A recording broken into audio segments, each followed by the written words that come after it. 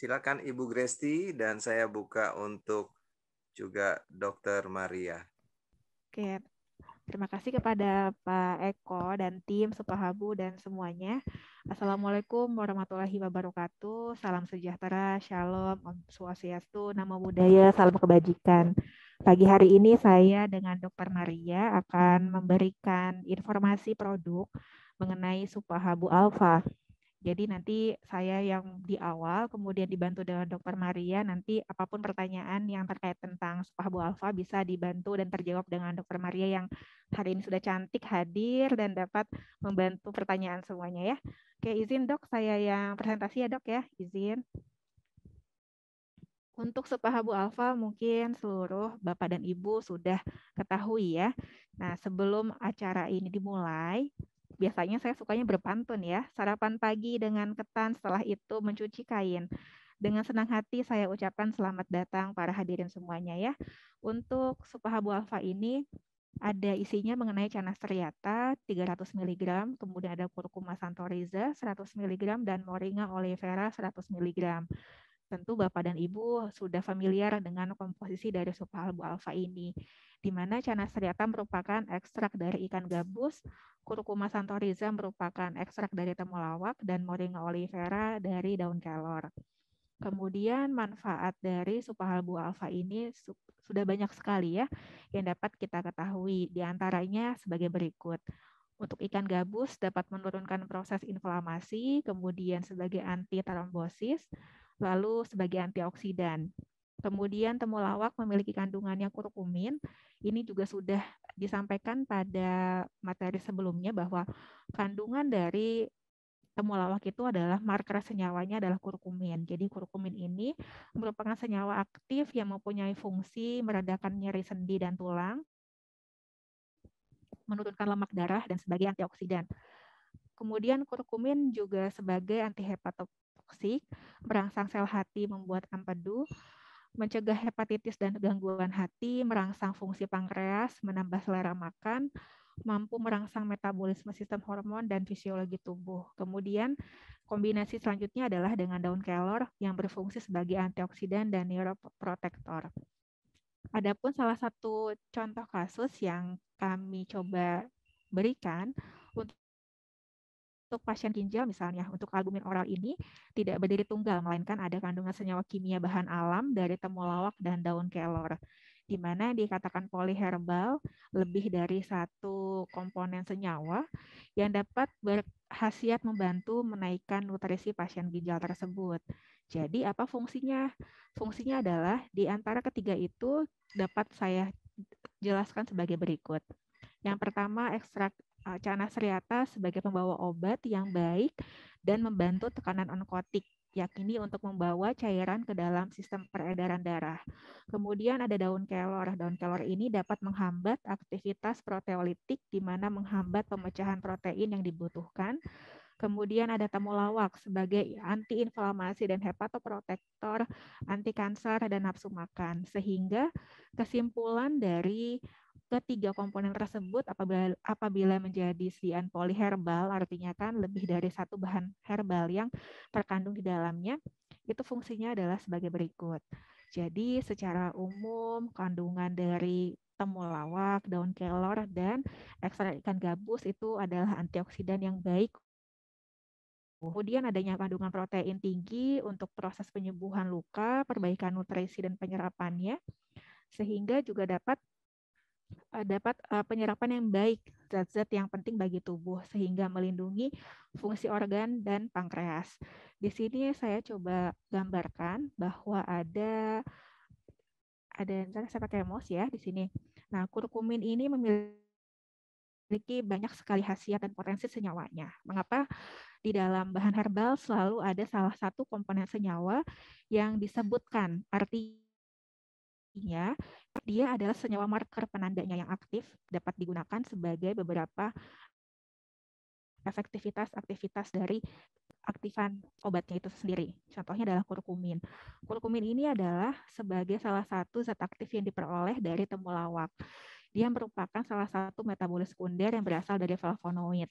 Nah, jadi dia berfungsi sebagai anti-inflammatory activity, lalu sebagai sistem imun juga dapat bermanfaat, sebagai anti-diabetes, kemudian sebagai kardiovaskuler, hepatoprotektor, neuroprotection, sebagai anti-cancer, dan seterusnya.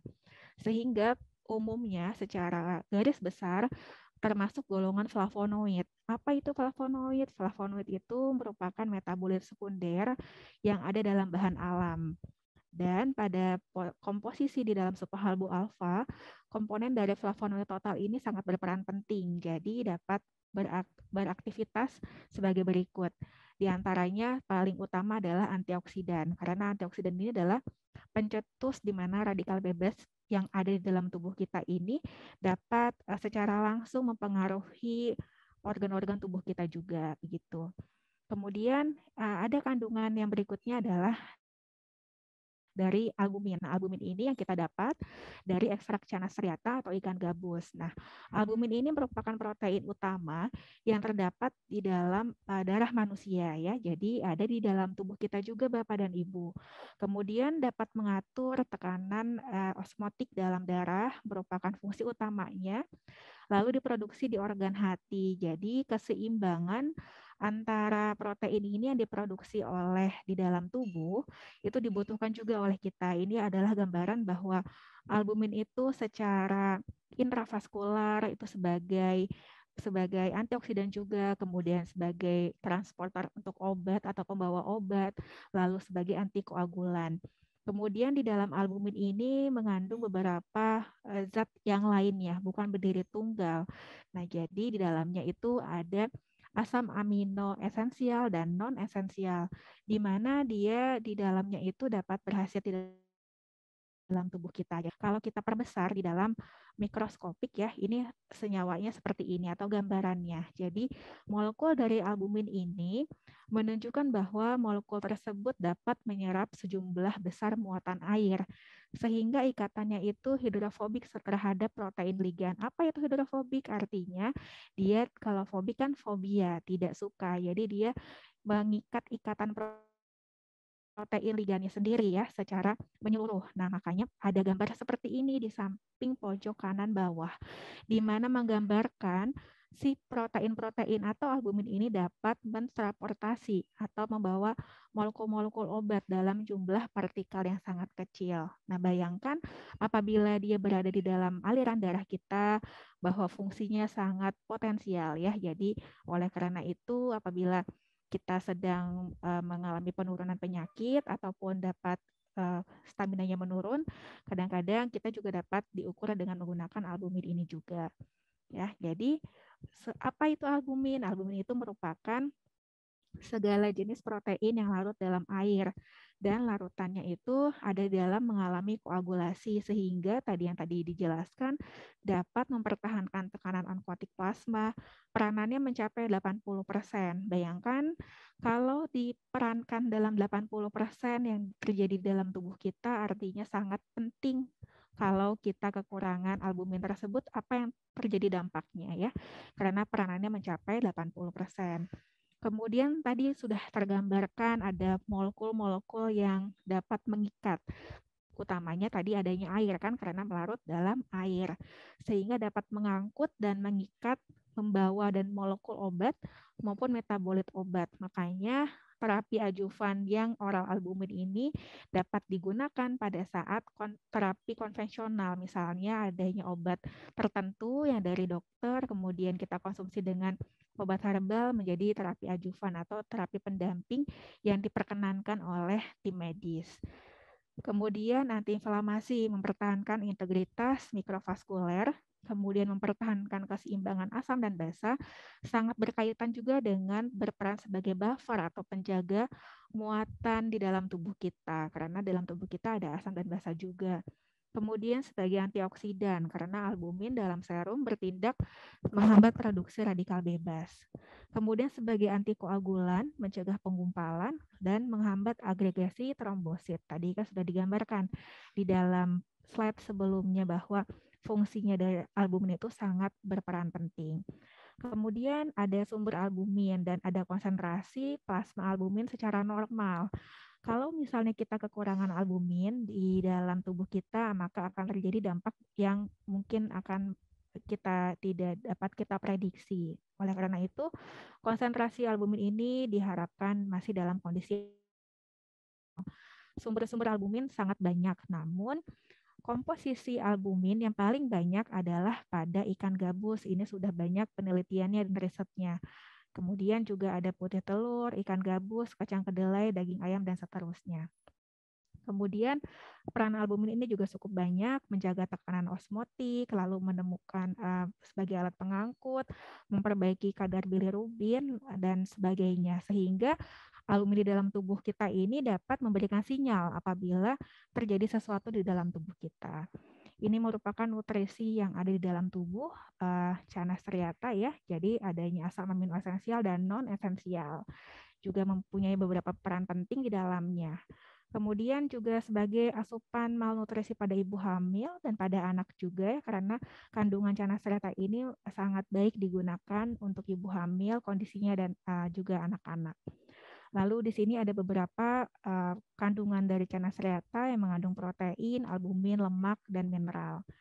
Kemudian juga ada beberapa lagi yang mengatakan bahwa dengan mempercepat recovery, adanya Canas striata ini juga sangat baik gitu ya. Sebagai antidiabetes juga sama, aktivitasnya dapat menurunkan laju peroksidasi lipid pada sel beta yang rusak dan meregenerasinya gitu ya. Jadi banyak sekali peran dari Canas striata ini. Ada juga sebagai antihipertensi karena di dasar inhibitor tersebut dapat dipengaruhi dengan potensi dari ekstrak Canas striata.